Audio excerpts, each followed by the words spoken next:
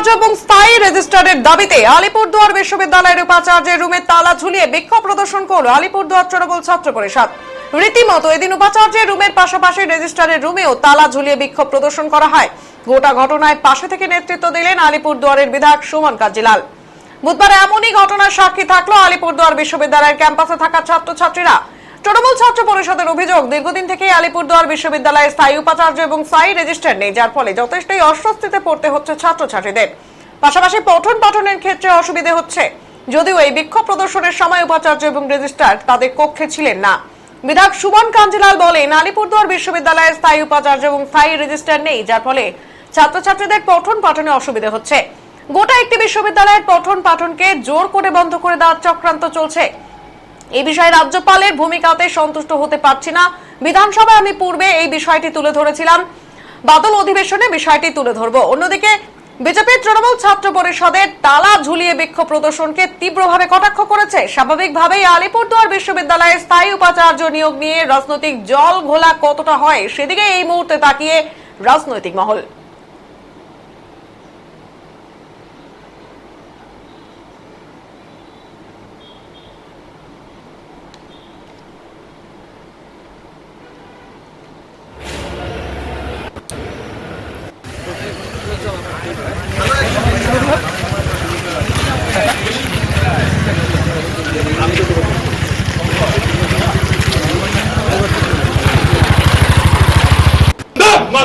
বন্দে মাতরম অবিলম্বে স্থায়ী উপাচার্য নিয়োগ করতে হবে, করতে হবে। স্থায়ী উপাচার্য নিয়োগ করার জন্য অবদান চাই, জবাব দাও, চাই জবাব দাও, চাই জবাব দাও, চাই জবাব দাও, চাই জবাব দাও, চাই জবাব দাও। আলিপুরদুয়ার বিশ্ববিদ্যালয়ে স্থায়ী কন্ট্রোলার নিয়োগ করার জন্য জবাব চাই, জবাব দাও, চাই জবাব দাও। আলিপুরদুয়ার বিশ্ববিদ্যালয়ে স্থায়ী রেজিস্ট্রার নিয়োগ করার জন্য জবাব চাই, জবাব দাও, চাই জবাব দাও। আলিপুরদুয়ার বিশ্ববিদ্যালয়ে স্থায়ী উপাচার্য নিয়োগ করার জন্য জবাব চাই, জবাব দাও, চাই জবাব দাও। বিজেপি দল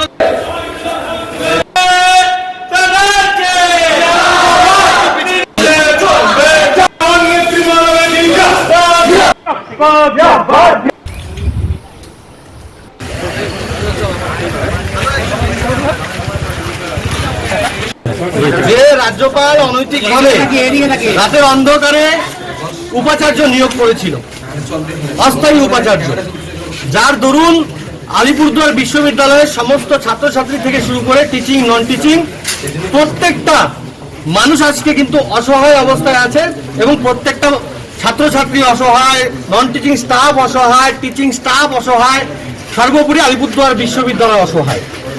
এই মতো অবস্থায় দাঁড়িয়ে এই বিশ্ববিদ্যালয় এতদিন পর্যন্ত যত ডেভেলপমেন্ট হওয়ার কথা ছিল তার মধ্যে একটা ডেভেলপমেন্টও এখনো পর্যন্ত করা যায়নি।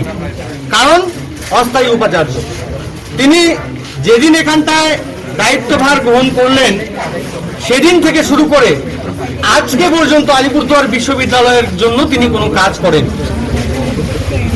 আলিপুরদুয়ার বিশ্ববিদ্যালয়ের অস্থায়ী উপাচার্য, অস্থায়ী রেজিস্ট্রার, অস্থায়ী কন্ট্রোলার, অস্থায়ী ফিনান্স অফিসার সবকিছু এখানে কিন্তু অস্থায়ী অবস্থায় আছে। তার দরুন সাফার কারা হচ্ছে আলিপুরদুয়ার বিশ্ববিদ্যালয়ের সাধারণ ছাত্রছাত্রীরা। এখন পর্যন্ত অ্যাবজর্ভেশন হয়নি এই বিশ্ববিদ্যালয়ে। এখনো পর্যন্ত এই বিশ্ববিদ্যালয়ের অন্তর্গত একটা কলেজকেও এই বিশ্ববিদ্যালয়ে অধীনস্থ করা যায়নি। আলিপুরদুয়ার বিশ্ববিদ্যালয়, আলিপুরদুয়ার জেলার অন্তর্গত 10খানা জেনারেল ডিগ্রি কলেজ আছে, একটা কলেজও কিন্তু এখনো পর্যন্ত আলিপুরদুয়ার বিশ্ববিদ্যালয়ের আন্ডারে কিন্তু এখনো আসেনি। প্রত্যেকটা কলেজ কিন্তু নর্থ বেঙ্গল বিশ্ববিদ্যালয়ের অধীনস্থই কিন্তু এখনো পর্যন্ত আছে।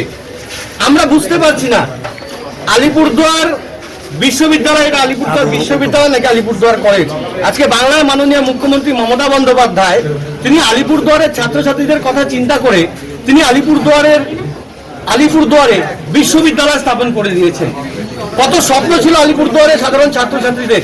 মমতা বন্দ্যোপাধ্যায় আলিপুরদুয়ারের ছাত্রছাত্রীদের জন্য স্বপ্ন দেখেছিলেন, কিন্তু বাংলার যিনি রাজ্যপাল তিনি সেই স্বপ্নকে বাস্তবায়ন করতে দিচ্ছে না। আপনার উপস্থিতিতে আজকে দেখা গেল যে আলিপুরদুয়ার বিশ্ববিদ্যালয়ে তৃণমূল ছাত্র পরিষদের কর্মীরা তারা ভিসির রুমে তালা ঝোলালো এবং রেজিস্ট্রারের রুমেও তালা ঝোলালো। কি বলবেন, কেন এই বিক্ষোভ এবং কি বলবেন সেক্ষেত্রে? দেখুন, আজকে আমি আমার এই বিধানসভা এলাকায় আমাদের যে আলিপুরদুয়ার বিশ্ববিদ্যালয়, এটা আমাদের রাজ্যের মাননীয় মুখ্যমন্ত্রী মমতা বন্দ্যোপাধ্যায়ের উদ্যোগে যে বিশ্ববিদ্যালয় শুরু হয়েছে, সেই বিশ্ববিদ্যালয়টা এখন একটা অদ্ভুত বিভিন্ন রকম কারণে বিশ্ববিদ্যালয়ের পঠন পাঠনটা অনেকটা মুখ থুবড়ে পড়েছে।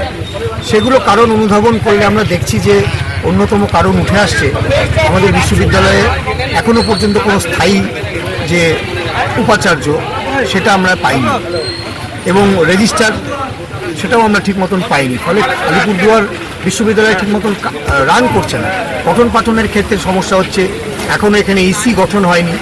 ফলে আপনারা জানেন যে আমরা সবাই চাইছি যে আমাদের আলিপুরদুয়ারে মুখ্যমন্ত্রীর দেওয়া উপহার এই যে বিশ্ববিদ্যালয়, এটা ভালোভাবে পঠন পাঠন হোক, ছাত্রছাত্রীরা পড়াশোনা করুক। কিন্তু কিছু কিছু জায়গায় অনেক সমস্যা হচ্ছে। আপনারা জানেন গোটা রাজ্য জুড়েই একটা বিশ্ববিদ্যালয়ের পঠন পাঠনকে জোর করে একটা বন্ধ করে দেওয়ার চক্রান্ত চলছে, এবং এই ব্যাপারে আমরা আমাদের মহামহিম রাজ্যপাল তার ভূমিকাতেও খুব একটা সন্তুষ্ট হতে পারছি না। ফলে এই জায়গায় দাঁড়িয়ে আজকে একটা প্রতীকী তৃণমূল ছাত্র পরিষদ একটা আন্দোলন করছে। পরীক্ষা চলার মাঝখানে গ্যাপে আন্দোলনটা করছে তারা, এই সময়টাতে একটা প্রতীকী করছে। উদ্দেশ্য একটাই, যাতে আলিপুরদুয়ার বিশ্ববিদ্যালয়ের পঠন পাঠনটা স্বাভাবিক হয় এবং আমরা আগামী দিনে এই বিশ্ববিদ্যালয়টাকে আরও উন্নতির দিকে নিয়ে যেতে পারি। অবিলম্বে ছাত্রছাত্রীরা একজন স্থায়ী উপাচার্য পাক, রেজিস্ট্রার পাক, এবং সব কিছু সুন্দরভাবে তৈরি হোক। এটার একটা অসুবিধা হচ্ছে। আপনি কি সেই প্রস্তাব কি রাখবেন? আপনারা জানেন যে আমি এর আগেও বিধানসভায় আমাদের আলিপুরদুয়ার কলেজ যেটা একসঙ্গে চলছে বিশ্ববিদ্যালয়ের সঙ্গে, এই দুটোর বিষয় নিয়ে আমি বারবার উত্থাপন করেছি।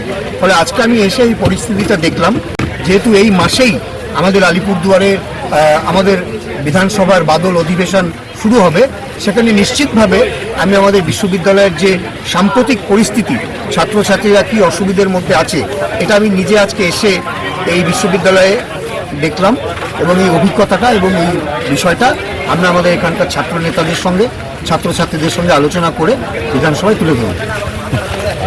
আলিপুরের তৃণমূলের ছাত্র পরিষদের পক্ষ থেকে রেজিস্ট্রারের অফিস তালা মারা হয়েছে।